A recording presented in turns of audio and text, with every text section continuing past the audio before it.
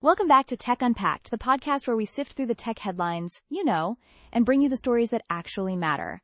I'm Jenny. And I'm Mark. And Jenny, oh man, this week, this is one of those weeks where a headline just pops up and it almost sounds, well, a little too good to be true. Like something out of a spy movie, honestly. You're building the suspense, Mark. Are we talking about a new kind of laser? Or, some super secret agents finally revealing themselves? Even better. We're talking about a chip that's effectively certified hacker-proof. Silicon Labs just announced that its SiXG301 chip, specifically its Series 3 Secure Vault, is the first in the world to achieve PSA Level 4 certification. Yes, you heard that right, Level 4. Okay, wait. Hacker-proof? I hear that phrase a lot in tech, and honestly, it usually means really hard to hack, but someone eventually will. So, what makes PSA Level 4 different? What's the catch? That's an excellent question, Jenny. So, PSA stands for Platform Security Architecture, and it's basically a framework with 4 levels of security certification. Most chips out there are scrambling just to hit level 1 or 2, which deal with, well, software attacks and some basic hardware isolation. So, firewalls, secure boot, what we consider normal stuff in the tech world these days? Precisely. Level 3 steps it up a bit, protecting against some physical tampering, like, someone trying to mess with your device in person. But level 4? This is the Olympic gold medal of IoT security. It means the chip has been tested and validated against real-world, sophisticated physical attacks. Think laser fault injection, voltage manipulation, microprobing. It's like testing if someone can drill into your chip and steal its secrets without you even knowing it. Laser fault injection? That sounds like something out of a spy movie for real. So what kind of secrets are we talking about protecting here? James Bond's gadgets, Mark? Laughs. Kinda. We're talking cryptographic keys, sensitive data, intellectual property. Imagine a bad actor trying to extract keys from a smart meter in a power grid, or trying to compromise a medical device that's monitoring someone's vitals. These aren't just software attacks over the internet. These are highly skilled, physical attempts to break into the hardware itself. It's a whole different ballgame. So this isn't just about protecting your Netflix password then. This is about national infrastructure, patient data, really critical stuff that impacts all of us. You've got it. And what makes this announcement even bigger is who they partnered with for the testing. Keysight Technologies. These aren't just some backyard testers, Keysight is a heavyweight in cybersecurity validation, and their technical director, Mark Whitman, was quoted saying their advanced testing methodologies validated resilience against today's most sophisticated threats. It's a heck of an endorsement. Okay, so it sounds impressive from a technical standpoint, but is this just Silicon Labs showing off, or does it have real-world implications for the rest of us, like beyond the tech industry? Oh, Jenny, this is where it gets really important, especially for anyone making or buying IoT devices. The biggest driver here, the thing that's making this really push forward, is regulation. The EU's Radio Equipment Directive, or RED, becomes effective August 1st, 2025. That's just around the corner, like, faster than you think. Right, the EU loves its regulations. We've seen that time and again. But what does RED have to do with this specific level of chip security? Is there a direct link? Oh, there's a direct link.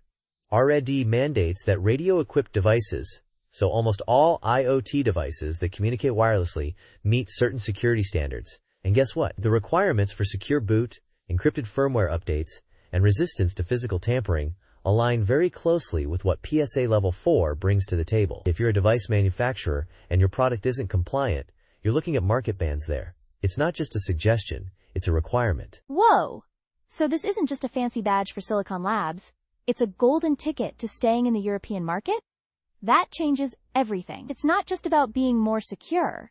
It's about being legal to even sell your product. Exactly.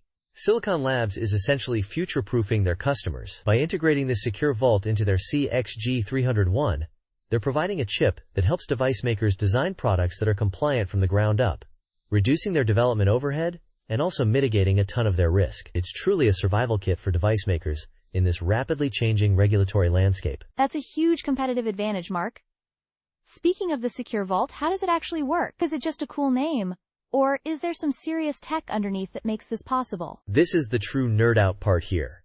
It's not marketing fluff at all. Picture this. Inside the SiXG301, which by the way is built on an efficient 22 nanometer process, There's essentially a security bunker. This isn't just one big core doing everything. They've used a multi-core design, but with a specific purpose here. Multi-core? Like in our phones or computers that we use daily? Precisely. But here, they have dedicated security engines and cores that are isolated from the main application processor. So your general application might be running on one core, pushing out data, doing its thing, but the really sensitive stuff like storing your cryptographic keys, performing secure boot, or handling firmware updates, that happens in this very separate, very hardened part of the chip. Even if an attacker gets into the main processor, it's incredibly hard for them to actually jump into the secure vault. It's like having a bank vault inside your house that's built with different, stronger materials and completely separate access controls. You know, like, you could get into my living room, but you're not getting into that vault. So it's compartmentalized. That makes a lot of sense from a security perspective.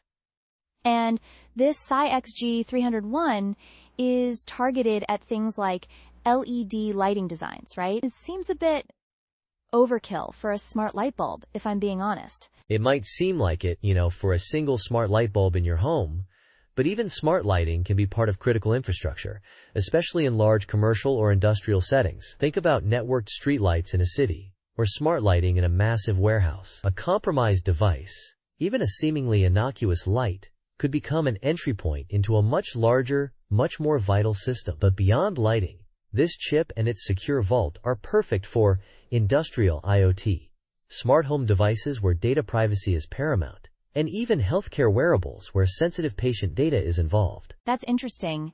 So if Silicon Labs is the first to achieve this, what does this mean for their competitors? Are they just sitting back and watching how this plays out? No way. This is a wake-up call for the entire industry. Companies like Infineon, with their PSoC Edge family, for example, are also openly pursuing PSA Level 4 certification. They are trying to catch up. This tells you two things. First, that Silicon Labs has a significant lead here, being the first to market with this. And second, that this isn't just a niche thing. The entire industry is moving towards this level of security assurance. When security becomes a competitive race, we all win, because it pushes everyone to adopt higher standards for safety. It sounds like a fundamental shift then, from security being an afterthought or an add-on to being baked into the silicon, literally. So what's next after Level 4? Quantum-proof chips. What's the next frontier? Laughs. Now you're thinking like a tech futurist, Jenny. That's a longer conversation, for sure, for another episode. But what this Level 4 achievement really does is set the baseline for what truly secure IoT devices should look like. It forces everyone in the ecosystem, from chip makers to device manufacturers to regulators, to finally take hardware security seriously. It's a huge step towards making our connected world genuinely safer, one chip at a time. I suppose no system is truly hacker-proof forever, right? I mean, human ingenuity and all that. There's always going to be someone, somewhere, trying to poke holes.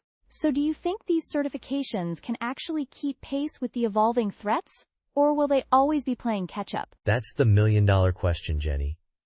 And you're right, hacker-proof is a strong statement. PSA Level 4 significantly raises the bar, making it incredibly difficult for even highly motivated attackers. But you're dealing with very skilled people. New vulnerabilities always emerge. The key here is not just achieving a level, but the continuous commitment to security. It's a cat-and-mouse game.